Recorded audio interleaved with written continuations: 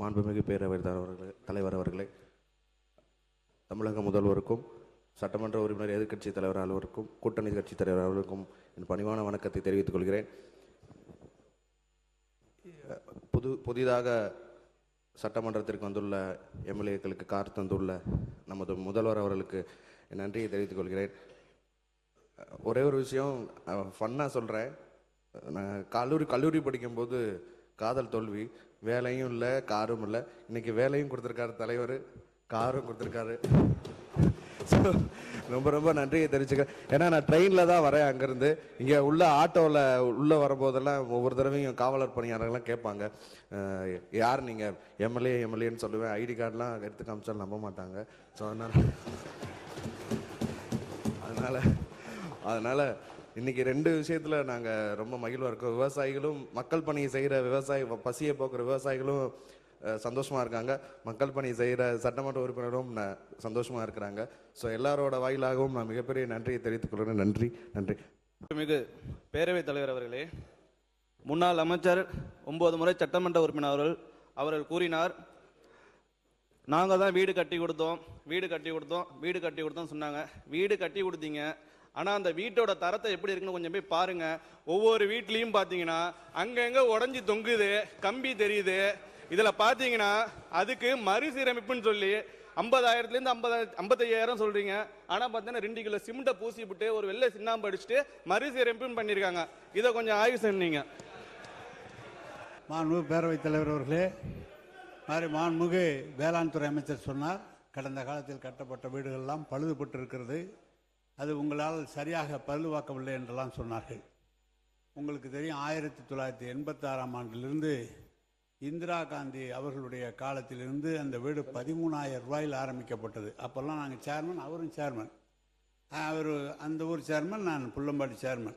13,000 ஆரம்பிக்கப்பட்டு 3 லட்சம் ரூபாய் வரை நேரடியாக அரசாங்கமும் கான்ட்ராக்டுக்காரங்களும் கட்டுறதில்லை. அது இந்த பயனாளி பெருமக்களே கட்டுவது. அதுதானே தவிர பயனாளிகள் ஒவ்வொருவர் கூடுதலாக பணத்தை போட்டு கட்டுகிறார்கள். ஒருவருடைய பணம் இல்லை என்று சொன்னால் இருக்கிறதை வைத்து கட்டுகிறார்கள். அதற்கு தான் பிறகு தலைவர் தளபதி இருக்கும்போது சரி, கலைஞர் இருக்கும்போது சரி, ஏற்கனவே கட்டப்பட்ட சமத்துவபுர வீடுகள் எல்லாம் பழுது பார்ப்பதற்கென்று அதற்கென்று தனியாக நிதி ஒதுக்கி அரசு சார்பாக நிதி ஒதுக்கப்பட்டது. எனவே நீங்கள் கூட இப்போது 70,000 வீடுகள் 5 லட்சம் ரூபாய் செலவில் இந்த அரசு வழங்கி இருக்கிறது. இதை இன்னைக்கு ஏற்கனவே நம்முடைய அமைச்சர் அவர்கள் நேரடியாக சென்று பார்த்தார்கள். எல்லாம் பேஸ்மெண்ட் அளவில் இருக்கிறது என்றெல்லாம் சொல்லியிருக்கிறார்கள். அது பயனாளிகள் பெருமக்கள் அவர்களுடைய சௌகரியத்தை கட்டி கொண்டு வருகிறார்கள். நீங்களாவது நல்ல முறையில் அந்த 5 லட்சத்தில் கட்டியிருக்கிறீங்க. நாளைக்கு உங்களை பார்த்து நீங்கள் கட்டினது சரியில்லைன்னு சொல்லாத அளவுக்கு நீங்கள் பார்த்துக்குங்க. அவ்வளோதான் சார். ஓகேங்க, நாங்கள் தெரிஞ்சுக்கிறோம். நாங்கள் தெரிஞ்சுக்கிறோம். மாண்புமிகு பேரவைத் தலைவர்களே, கடந்த 5 ஆண்டு காலத்தில் கட்டி கொடுத்த வீடுகள் நிறைய இடத்துல இடிஞ்சு தொங்குது. அதை அந்த மக்கள்கிட்ட கேட்டால் தெரியும். ஆனால் நமது முதலமைச்சர் ஆட்சியில கட்டி கொடுக்கிற வீடு இன்னொரு 50 ஆண்டுகளுக்கு ரொம்ப தரமா இருக்குன்றதை தெரிவித்துக் கொள்கிறேன். மாண்பு உறுப்பினர் உட்கார. மாண்பு நீர்வளத்துறை அமைச்சர் அவர்கள், நீர்வளத்துறை அப்புறம் தரேன். நீங்க அடுத்து உட்காருங்க. மூத்த உறுப்பினர் சொன்னாரு, நீங்களாவது ஒழுங்கா கட்டுங்க, நாங்க குறை சொல்லக்கூடாது அப்படின்னாரு. நாங்க எது செஞ்சாலும் சரியாதான் நாங்க செய்வோம். நீங்க ஐயோலாம் என்னாதீங்க. நீங்க நல்லா தெரிஞ்சுங்க. நீங்க ஒண்ணு நல்லா தெரிஞ்சுங்க உறுப்பினர்லாம், நீங்க கொஞ்சம் நல்லாவே தெரிஞ்சுங்க.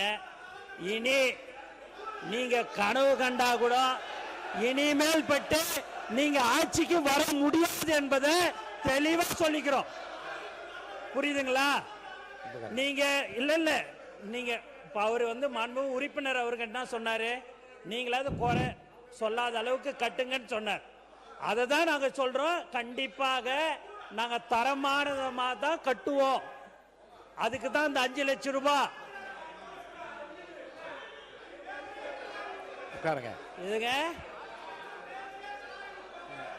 கலைக்கு தான் நாங்க போய் பார்த்துட்டு தான் சொல்றேன். உங்களுக்கு சொல்லிட்டேன், நாங்கள் அரசியல்வாதி அல்ல, நாங்கள் மக்களுக்கு செய்ய வந்திருக்கிறோம். நீங்க அதை புரிஞ்சுக்கிங்க. இதை நீங்க சபையில நீங்க பேசும்போது நீங்க அது எப்படி பேசணுன்றதெல்லாம் உங்களுக்கு தெரியும். அப்படி இருக்கும்போது ஒரு மூத்த உறுப்பினர் சொன்னார்ன்றதுக்கோசம் நான் அதை சொல்றோம். உட்காருங்க. மாண்பு உறுப்பினர் ஆஸ்டின். எம்ஆர்கே பன்னீர்செல்வம் அவர்கள் நீங்க பேசுறீங்களா? மாண்பு உறுப்பினர் அண்ணன், நான் உங்களுக்கு சொல்றேன், மக்களுக்கிட்ட போய் நீங்க பாருங்க. நீங்க இவ்வளவு காலம் இருங்க. நாங்க இப்போ 3 மாசம் தான் ஆச்சு. நாங்க போற இடம்லாம் என் அண்ணனை பார்த்துக்கோ, என் பிள்ளைய பார்த்துக்கோ, என் தம்பிய பார்த்துக்கோ அப்படின்றாங்க. ஏன் இதெல்லாம் நாங்க சொல்றோம் அப்படின்னா, நாங்க உண்மையா சொல்றோன்னே, யாரும் தவறு செய்ய மாட்டோம். திரும்ப திரும்ப இதை சொல்லிச்சுக்கோம். புரியுதுங்களா? அதனால நீங்க உங்க இஷ்டத்துக்கு நீங்க ஏதாவது பேசணும்னுட்டு பேசாதீங்க. இல்ல, நான் அதை அனுமதிக்க மாட்டேன். மாண்புமிகு கே என் நேரு அவர்கள். மாண்புமிகு அமைச்சர் அவர்களுக்கு பதில் சொல்வதாக தயவுசெய்து எடுத்துக்கொள்ளாதீர்கள். ஏற்கனவே பயனாளி பெருமக்கள் தான் அந்த வீட்டை கட்டுகிறார்கள். கான்ட்ராக்ட்காரர்களோ அல்லது நாங்களோ அரசு அதிகாரிகள் மேற்பார்வையிடுவது மட்டும்தான் அரசு அதிகாரிகள். அமைச்சர்களும் சென்று நீங்கள் எப்படி பார்த்து விட்டு வருகிறீர்களோ அதே மாதிரி தான் அமைச்சர்கள் பார்த்து விட்டு வருகிறார்கள். எனவே தான் நான் சொன்னது, எங்களுடைய காலத்தில் அது சரியாக இருந்தது. 1 லட்சம் வீடுகள் கட்டி அதை திறந்து வைத்து ஊரகத்துறை அமைச்சர் அவர்களும் முதலமைச்சரும் சென்று போகும்போது நானும் போயிருந்தேன். அனைத்து வீடுகளுமே இன்றைக்கு எல்லா இடத்துலையும் ஒரு அதிமுக காலத்தில் கட்டப்பட்ட வீடுகள், ஜெயலலிதா அவர்களுடைய முதலமைச்சர் ஜெயலலிதாவுடைய படம் இருக்கிறது. எங்களுடைய காலத்தில் கட்டப்பட்ட வீடுகளுக்கு கலைஞருடைய படம் போட்டு அங்கே வீடு கலைஞர் திட்டம் என்று வீடுகள் போட்டு எங்கு சென்றாலும் கிராமத்தில் செல்லும் போது அந்த வீடுகள்லாம் நன்றாக தான் இருக்கிறது. மாண்பு அமைச்சர் ஏதோ பார்த்து சொல்லியிருக்கிறீர்கள். எனவே எங்கள் காலத்தில் கட்டப்பட்ட வீடுகள், அதுவும் அமைச்சர் அவர்கள் அந்த துறையிலே பாண்டித்யம் பெற்றவர், நன்றாக பார்த்து செய்திருக்கிறார்கள். எனவே நீங்கள் சொல்வதை போல அவர் நம்முடைய வேளாண் துறை அமைச்சர் சொல்கிறார் ஆங்காங்கு தொங்குகிறது என்று.